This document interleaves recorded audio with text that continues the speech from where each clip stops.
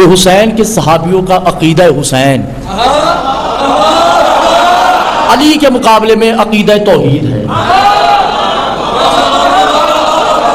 آپ بالکل نہیں سمجھ رہے میری بات کو. یعنی جو عقیدہ علی کا توحید کے بارے میں ہے وہی عقیدہ حسین کے چاہنے والوں کا حسین کے بارے میں ہے. نہیں سمجھے میرے خیال سے. میں سے باتیں کرتا چلو. علی پر فرماتے ہیں کہ میں اس کی عبادت اس لیے نہیں کرتا کہ مجھے جنت کا لالچ جہنم کا خوف ہے, اس لیے کرتا ہوں کہ وہ لائق عبادت ہے. حسین کے صحابی کیا کہتے ہیں, سرکار ہم نے آپ کو اس لیے نہیں مانا کہ جنت کا لالچ ہے, جہنم کا خوف ہے, آپ کو اس لیے مانا ہے کہ انت لعن اللہ, لعنت ہو آپ کی والدہ کا ہم پر کہ توحید کو مجسم دیکھ کے پھر پیٹ پھرتے. ہمیں جنت کا لالچ نہیں ہے, جہنم کا خوف نہیں ہے, اس لیے جو حسین کو مان لیتا ہے وہ جنتی نہیں ہوتا, مالک بہشت ہوتا ہے. وہ جنتی نہیں ہوتا, جنت بانٹتا ہے. حسین کے چاہنے والے کی مسکان کو بہشت کہتے ہیں, اس کی ناراضگی کو جہنم کہتے ہیں. توجہ ہے محترم. اور تبھی تو امام نقی سرکار,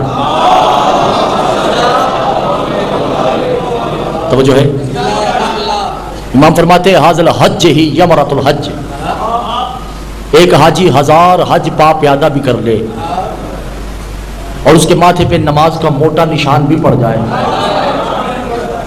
گھٹنے چھل جائیں, ایڑیاں پھٹ جائیں, اس کا یہ زخم حسین کے عزادار کے ننگے پیروں کے برابر نہیں ہے.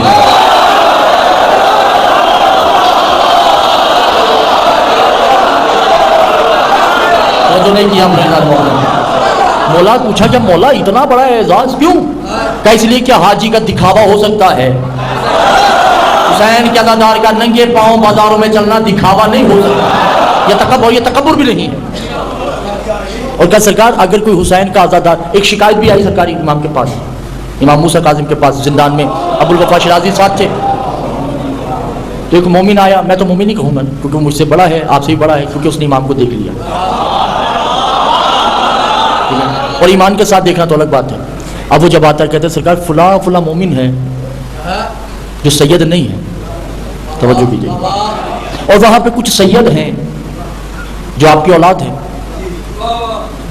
ان کے سامنے وہ تکبر کرتا ہے کہ انا الحسینی, انا قائم الولایت آل محمد, اور میں آل محمد کی ولایت پہ قائم, انا افضل انت مفضول, کہ تم مفضول ہو اور میں افضل ہوں.